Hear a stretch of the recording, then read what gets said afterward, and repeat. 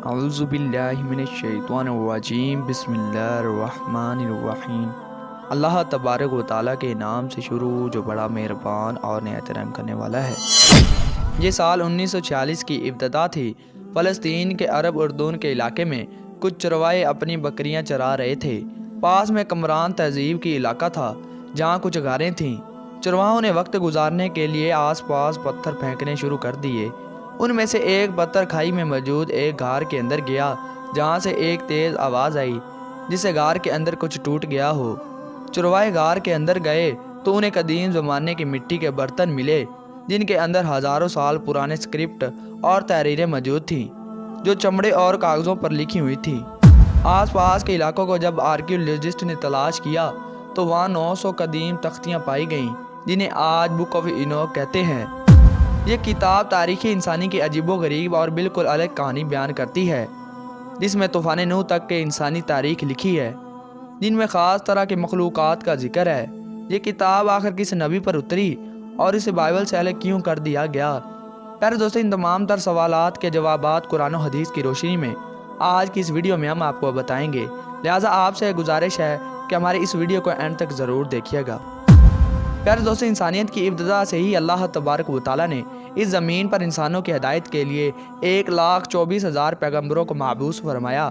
ان پر کچھ پیغمبروں پر کتابیں اور صحیفے نازل کیے جن میں توریت، زبور اور انجیل شامل ہیں، جنہیں آج بائبل کے نام سے ایک جگہ جمع کر دیا گیا ہے۔ ان میں اللہ تبارک و تعالیٰ کا فرمان، پیغمبروں کے اقوال، تاریخ اور بہت کچھ لکھا ہے۔ لیکن ایک آسمانی کتاب ایسی بھی ہے جس میں پر اسرار اور حیرت انگیز باتیں لکھی ہیں جو شاید دنیا کی کسی بھی آسمانی کتاب میں نہیں ملتی۔ یہی وجہ ہے کہ بائبل کے علماء نے اس کتاب کو اور اس کی آیتوں کو بائبل سے الگ کر دیا گیا ہے۔ اس کتاب کا نام کتاب ہنوک یعنی بک آف اینوک ہے۔ یہ کتاب ہنوک یا پیغمبر ہنوک پر نازل ہوئی تھی جنہیں اسلام میں حضرت ادریس علیہ السلام کے نام سے ذکر کیا جاتا ہے۔ حضرت ادریس علیہ السلام اللہ تبارک و تعالیٰ کے تیسرے نبی تھے جو حضرت آدم علیہ السلام اور حضرت شیس علیہ السلام کے بعد نبوت کے جلیل و قدر منصب پر فائز ہوئے۔ پیارے دوستو، روایت میں آتا ہے کہ آپ کی پیدائش بابل یعنی عراق یا مصر کے علاقے میں منصب ہوئی تھی۔ حضرت ادریس علیہ السلام یارد کے بیٹے تھے جو حضرت آدم علیہ السلام کے 7ویں نسل سے تعلق رکھتے تھے اور حضرت نوح علیہ السلام کے پردادا تھے، جبکہ زمیری تختیوں میں ایک عمدہ تاریخ یہ بتاتی ہے کہ انوک ایک عظیم بادشاہ اور عالم تھے جنہوں نے سب سے پہلے لکھنے پڑھنے کی ابتدا کی تھی۔ پیارے دوستو، انوک کی کتاب انسانی تاریخ کی ایک عجیب و غریب داستان کو بیان کرتی ہے جس کے مطابق اللہ تبارک و تعالیٰ نے واچرز یعنی فالن اینجل کو اس زمین پر گرایا تھا جن کا بادشاہ شام اعظم تھا۔ یہ ہزاروں سال پہلے کی بات تھی۔ وہ اپنے 199 ساتھیوں کے ساتھ کوئی ہرمن پر اترا اور انہوں نے یہ عہد کیا کہ ہم انسانوں کی بیٹیوں سے جنسی تعلقات قائم کریں گے۔ واچرز دراصل اللہ تبارک و تعالیٰ کے فرشتے تھے جنہیں انسانوں کی نگرانی کے لیے بھیجا گیا تھا، لیکن وقت گزرنے کے ساتھ یہ زمین پر رہنے والی حسین عورتوں کے عشق میں مبتلا ہو گئے۔ یہ انسانی عورتوں کے لمبے اور حسین بالوں کی طرف مائل ہونے لگے۔ انہوں نے عورتوں کے ساتھ جسمانی تعلقات بنائے جس کے نتیجے میں نیفیلیمز یعنی جائنٹس پیدا ہوئے جو کہ عجیب و غریب اور دیو قامت مخلوق تھی۔ ان جائنٹس نے زمین پر خوب تباہی مچائی اور انسانوں کو ہی مار کر کھانے لگے، یہاں تک کہ چرند پرند، جنگلی جانور اور درندے بھی ان کے شر سے محفوظ نہ رہ سکے۔ حضرت ادریس علیہ السلام کو انہی درندہ صفت مخلوق کی ہدایت کے لیے مبعوث کیا گیا تھا، لیکن انہوں نے حضرت ادریس علیہ السلام کا انکار کر دیا۔ پیارے دوستو، انوک کی کتاب کے باب نمبر 3 میں یہ بتایا جاتا ہے کہ کس طرح ان فالن اینجلز نے انسانوں کو فساد اور تباہیوں کے علوم اور چیزیں سکھائیں، یعنی اینجلز نے انسانوں کو تلواریں، خنجر اور ہتھیار بنانا سکھایا۔ انہوں نے انسانوں کو زیورات بنانا اور آنکھوں کو سنوارنا سکھایا۔ ان سب کاموں کی وجہ سے انسانوں میں برائی اور بدکاری پھیل گئی۔ اسی طرح انہوں نے جادو کرنا سکھایا۔ آمروز نے ستاروں کے علم اور ککابیل نے علم فلکیات سکھائی۔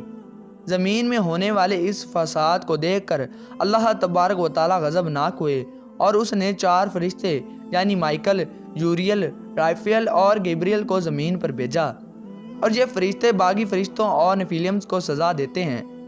کچھ کو زنجیروں میں جکڑ لیتے ہیں ان واچز کو بھی ہلاک کر دیتے ہیں جنہوں نے عورتوں کے ساتھ ناپاک رشتے بنائے تھے۔ پیارے دوستو، واچز کو یہ 4 فرشتے زمین کے اندر قید کر دیتے ہیں جہاں وہ قیامت تک قید رہیں گے۔ کہا جاتا ہے کہ حضرت ادریس علیہ السلام کو اللہ تبارک و تعالیٰ کی طرف سے یہ قدرت دی گئی تھی کہ وہ زیر زمین دنیا میں بھی جا سکتے تھے۔ کتاب حنوک میں یہ بھی بتایا گیا ہے کہ کس طرح حضرت ادریس علیہ السلام فرشتوں کے پروں پر سوار ہو کر اڑتے تھے اور آسمان سے پہاڑ اور دنیا کو دیکھا کرتے تھے۔ حنوک کی گزارش کرنے کے باوجود اللہ تبارک و تعالیٰ نے فیصلہ یہ کیا کہ زمین پر ایک عظیم سیلاب آئے گا جس سے تمام نفیلیمز اور دیو قامت مخلوق ختم ہو جائے گی اور زمین ان کے وجود سے پاک کر دی جائے گی۔ لہذا حضرت ادریس علیہ السلام کے پوتے حضرت نوح علیہ السلام کے زمانے میں یہ عذاب نازل ہوا جس میں تمام دیو اور نفیلیمز کو ہلاک کر دیا گیا، اور حضرت نوح علیہ السلام نے جن پاک مخلوقات کو اپنی کشتی پر سوار کیا تھا وہ باقی بچے تھے جن سے دوبارہ اس دنیا میں انسانیت کی ابتدا ہوئی۔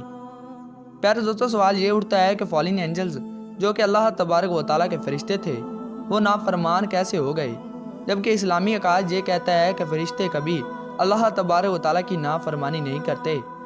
دراصل یہودیوں اور نصاریوں کے مطابق فرشتے بھی نافرمانیاں کر سکتے ہیں، جو کہ ایک باطل عقیدہ ہے۔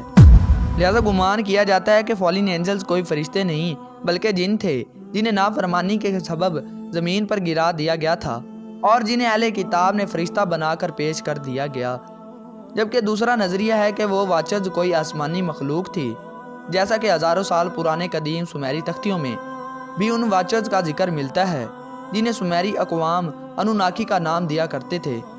ان تختیوں کے مطابق انوناکی آسمان سے اس زمین پر آئے تھے اور یہ انسانوں سے ٹیکنالوجی کے اعتبار سے کافی ترقی یافتہ تھے، جنہوں نے انسانیت کو کئی علم اور تکنیک سکھائے، لیکن جب انہوں نے زمین پر فساد مچایا تو انہیں ہلاک کر دیا گیا۔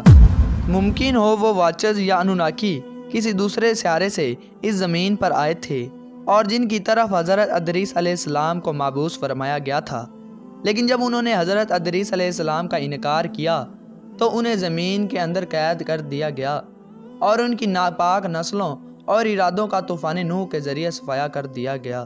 اللہ تبارک و تعالیٰ سے دعا ہے کہ حضور پاک صلی اللہ تعالیٰ علیہ وآلہ وسلم کی پاکیزہ سنتوں کے مطابق زندگی گزارنے کی توفیق عطا فرمائے اور ان کی محبت کے اندر جینا مرنا نصیب فرمائے۔